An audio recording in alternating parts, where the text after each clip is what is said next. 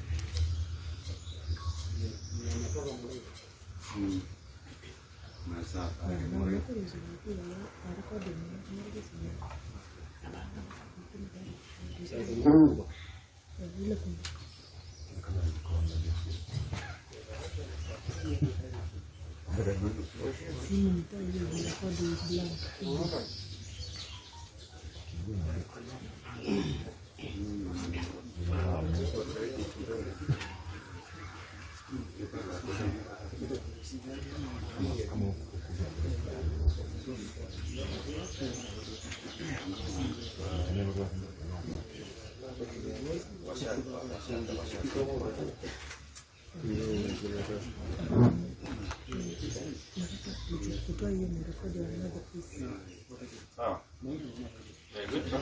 Okay. Ladies and gentlemen, members of the 40 states and fellow Kenyans, welcome to this press briefing by Kmpdu today.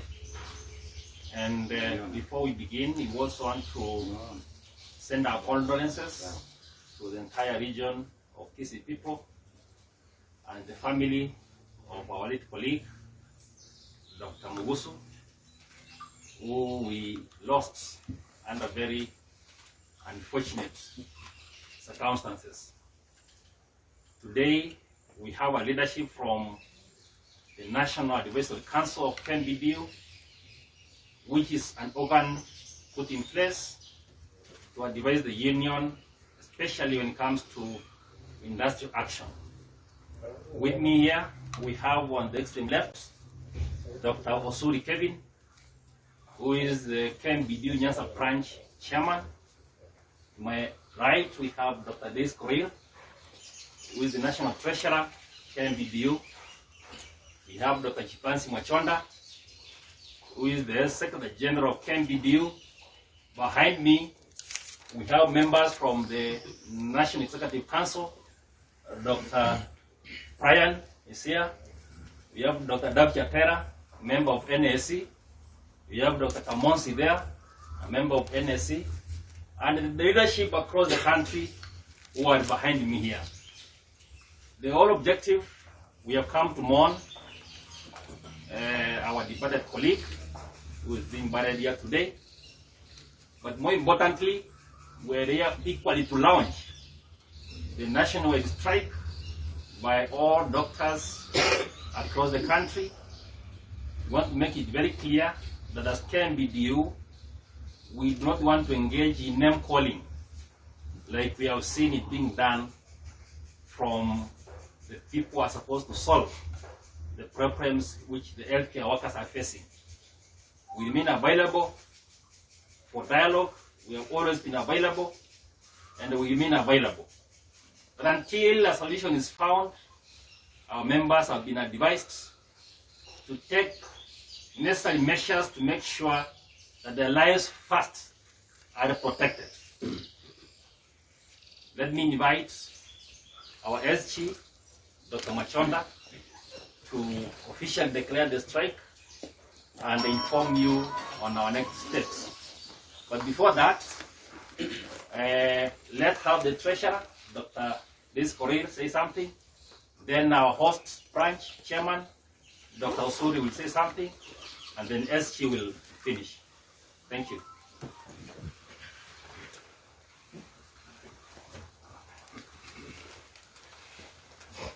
Thank you very much, our chairman. Thank you, members of the press, for coming for our press conference today. I think for us as doctors, it's another Thursday where we mourn the loss of our colleague, Dr. Mugusu, who is very young, but has succumbed to COVID. And it's very disheartening for us as doctors to be able to work without having the proper protection that we need for us to be able to serve patients. So basically, this strike is about our life. It's no longer about a pay rise, it's no longer about money, but it's about our lives. That are we going to die when we are serving Kenyans, or are Kenyans going to protect us so that we can serve them for longer? So I will not say much because I believe some of us are in mourning, and so we will let our Secretary to tell us the next way forward from here. Thank you very much.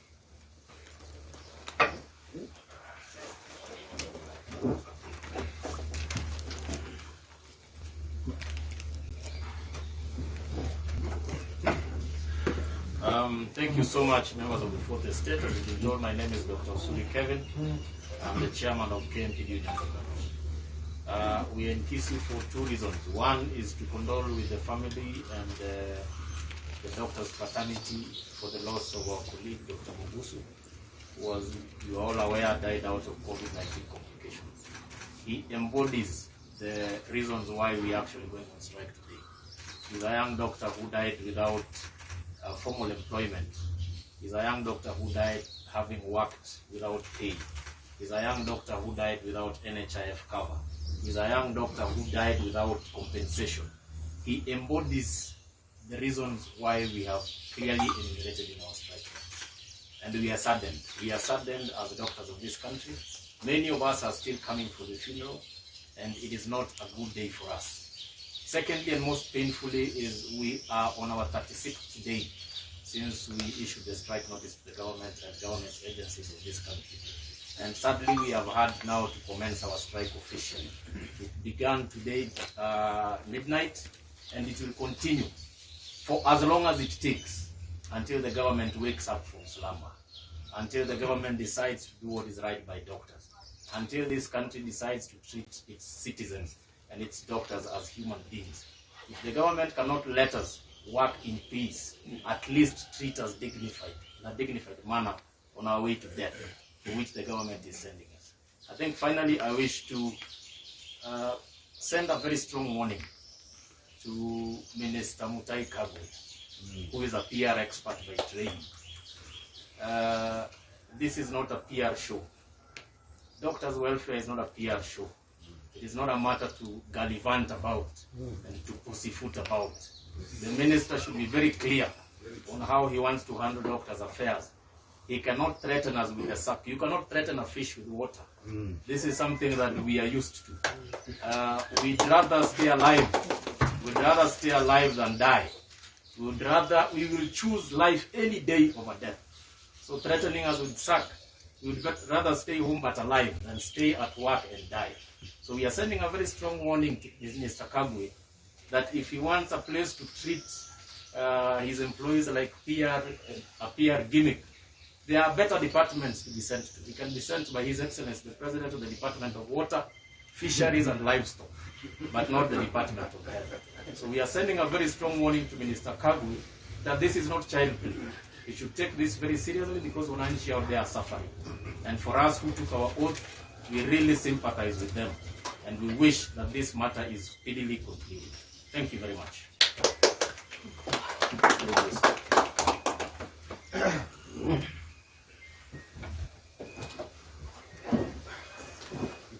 Good afternoon, members of the Fourth Estate.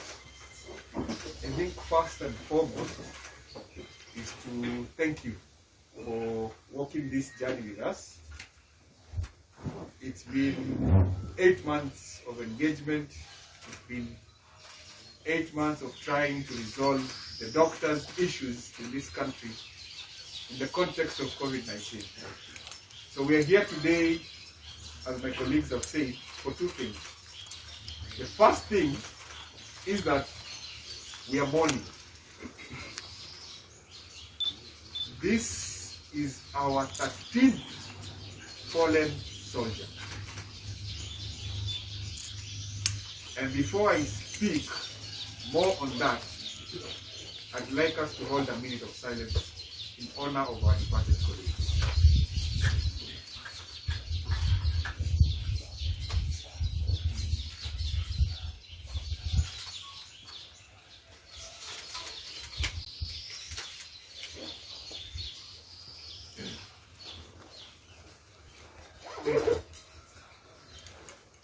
So first is to say this. We condole with the family, friends, colleagues, and the medical profession. And now that we're in Kisii, with the people of Kisii County. For the loss of the youngest doctor to have died due to COVID-19 complications, it is sad, it is devastating, and it is circumstances which, as KMPDU, would not like to see happen again. More importantly, is that he embodied the average Kenyan doctor. Most of the doctors you know in this country come from very average families. So we understand the struggles of wananchi. We understand what it means for a son to have gone to school for 7 years, and just when the parents want to reap the benefits, this flower is plucked from the family. It is painful, and as KMPDU, our position on this specific matter, and not just him, but all the others, the compensation, group personal life, WIBA demand is embodied by this loss. We are here to attend the burial, but also is that doctors across this country today have decided they will not endanger their lives. And I'm saying this because I said it before.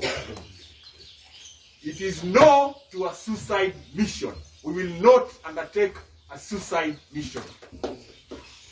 This action is being taken because it is our lives. There's no amount of money that will bring back a lost doctor. And what is the impact of losing a doctor in a country like ours? We have over 1,000 doctors out of employment today. We have an acute shortage of doctors. One doctor serving 10,000 Kenyans. That is an impact that this country cannot recover from. So the message today we are putting forth, the 11 demands on that strike notice.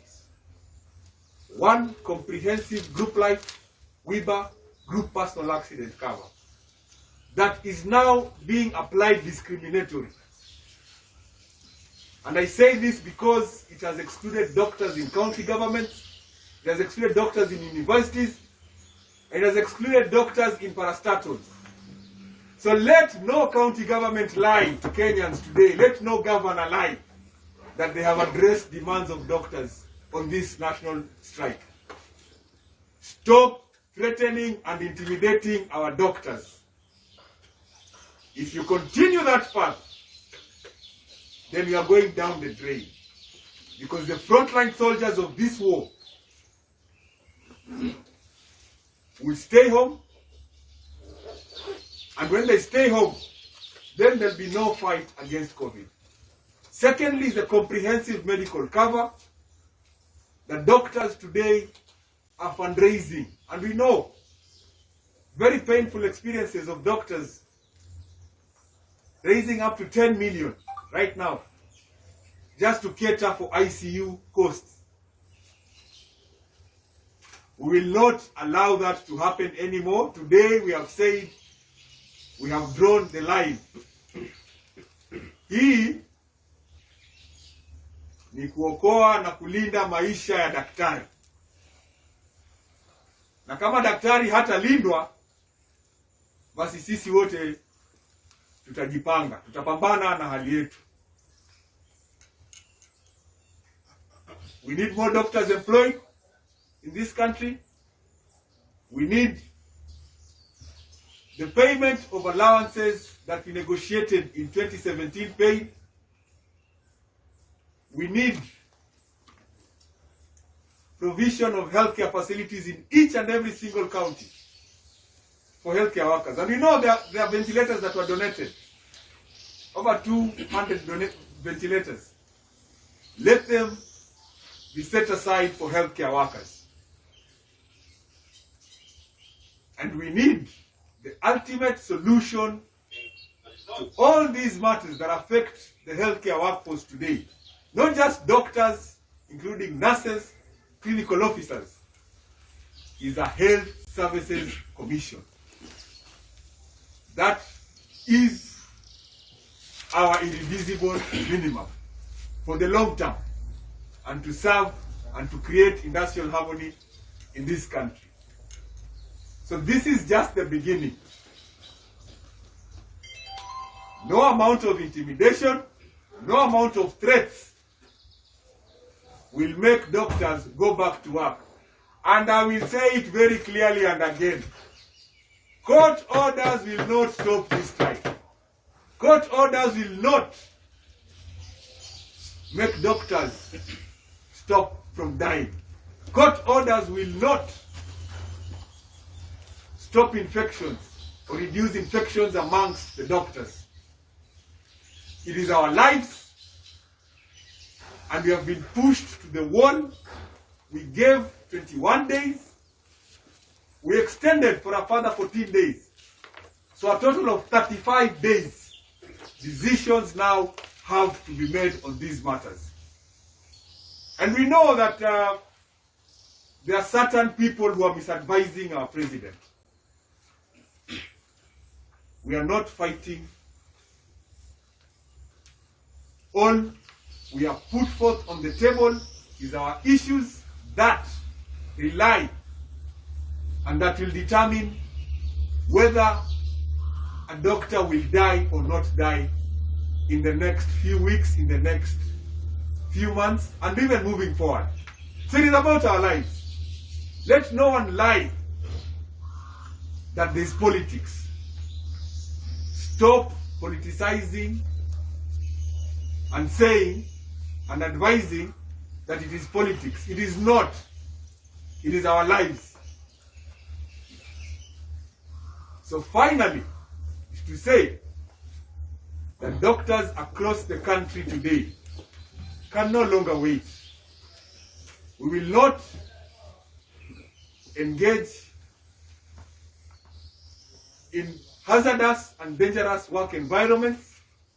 We will not engage without assurance of our treatment, assurance of compensation to the young families that most doctors have, and assurance of employment. There's no point in training doctors and not employing them.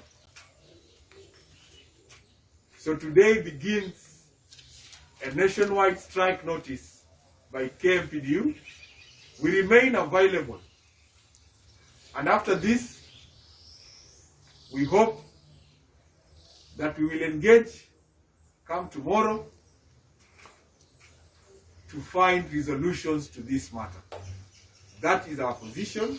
We have engaged, we will continue engaging until a solution is found on the 11 issues in the strike notice. Thank you. You have been engaging the health authorities over this strike, and maybe it would be on public interest to say what happened to the talks. Thank you for that question. I think we can just get more. All right, just a clarification between the comprehensive medical cover and the life cover. Is there any difference between the two? So we can take 3 and others. None. So I'll start with the comprehensive medical cover. The cover is for treatment of doctors. As you're all aware, when COVID struck the country, all insurance companies, and including NHIF, have not been catering for the cost of COVID-19 treatment. If doctors are frontline soldiers, how do we treat the army in this country? they are assured of treatment without having to fundraise for anything out of pocket. So that is what the comprehensive medical insurance cover is what we're talking about. And we have put public our position. NHIF is going to be that government body that will ensure all doctors in this republic, in the universities, in the county governments, in the parastatals, and at the national government level. That one is clear.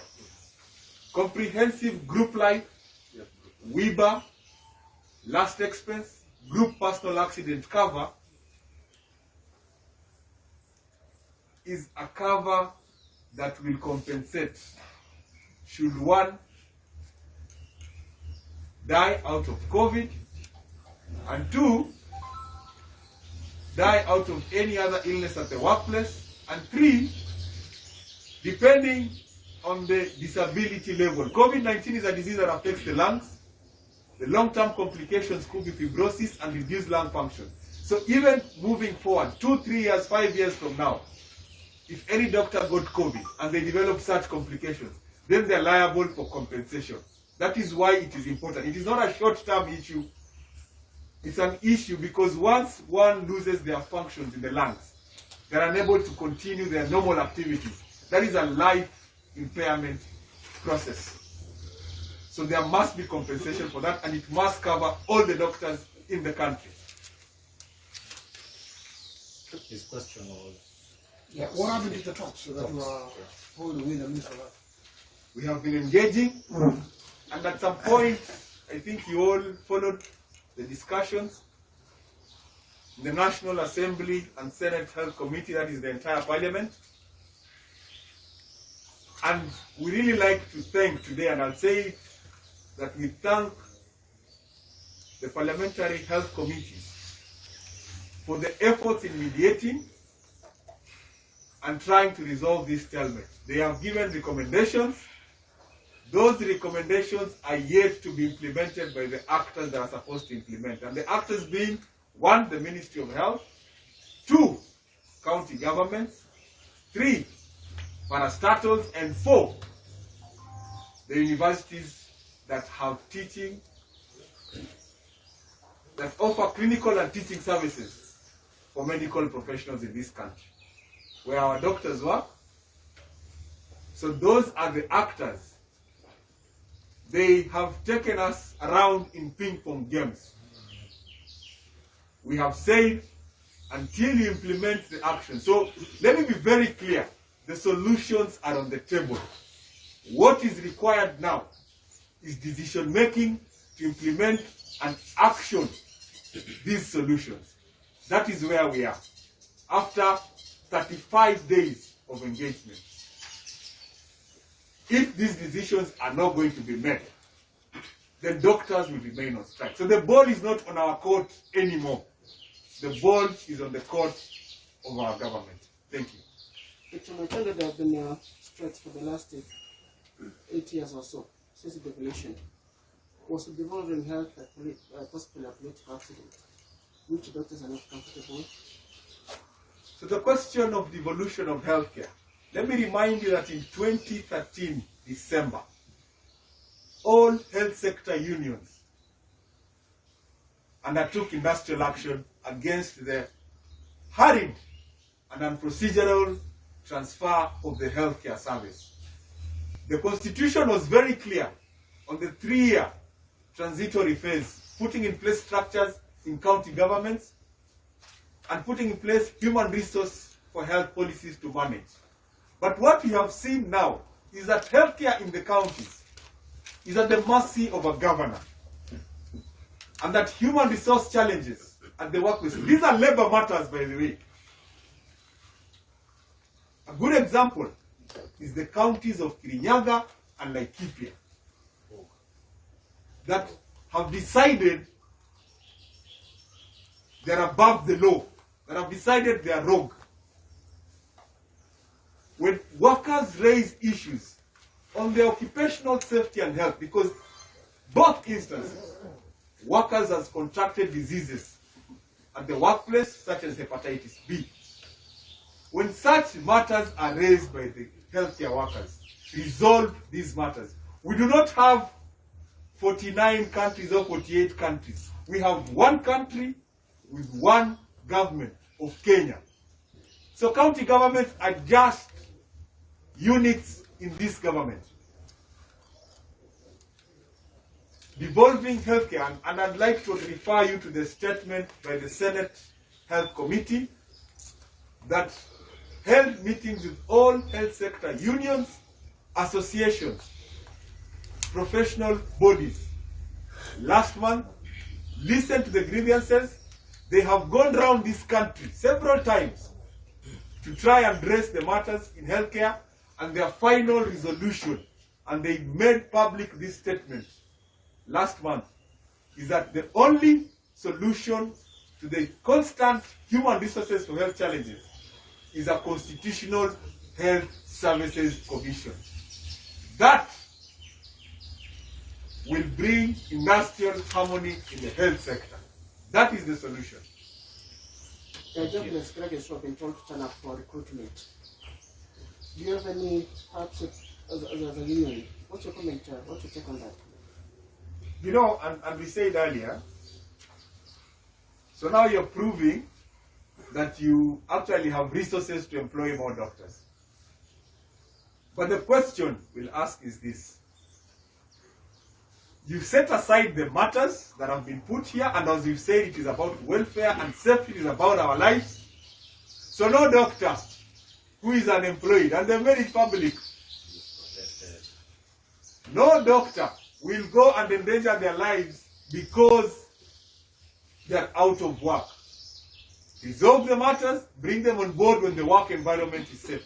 And let me say, you know, the last message from our departed colleague today, who we are going to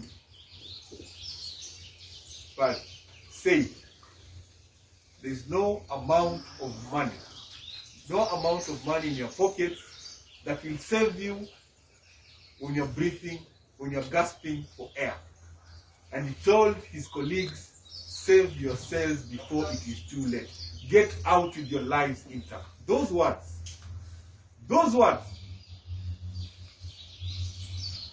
are enough to tell you that is how bad the situation is, and no doctors will take these jobs. And a warning,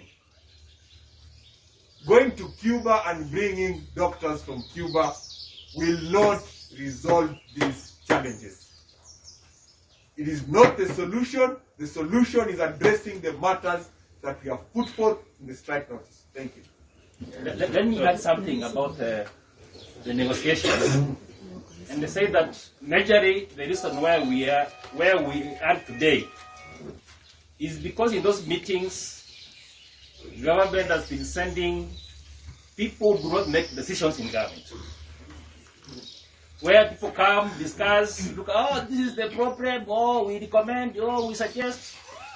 Now we are at a critical time where we are calling upon the key decision makers to come on the table.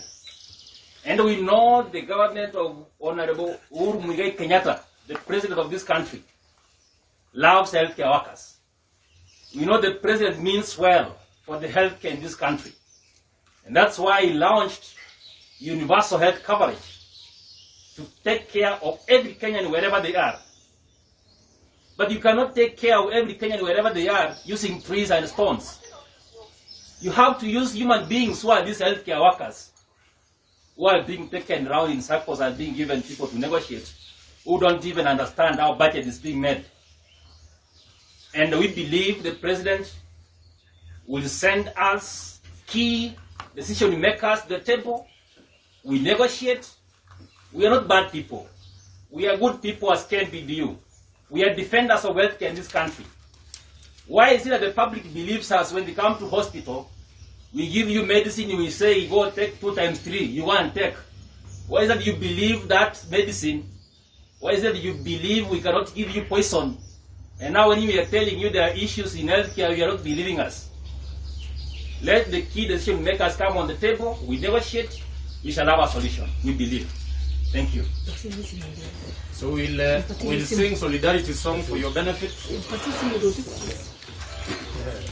I know many of you have never seen it.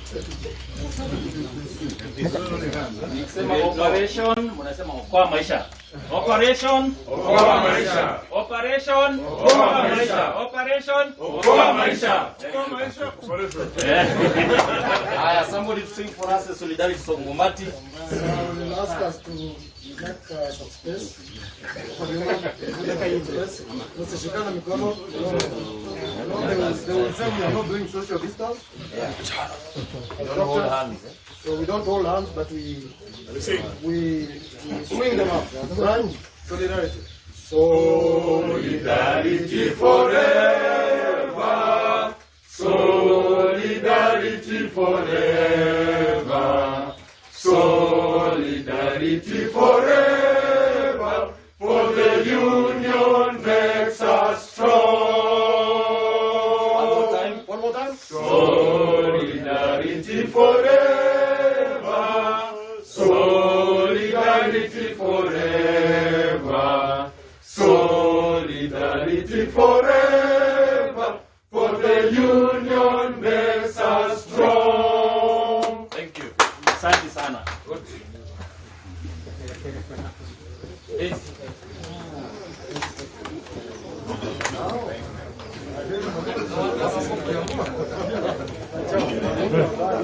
Andis, umetoa? Nani umetoa? Nani? Umetoa?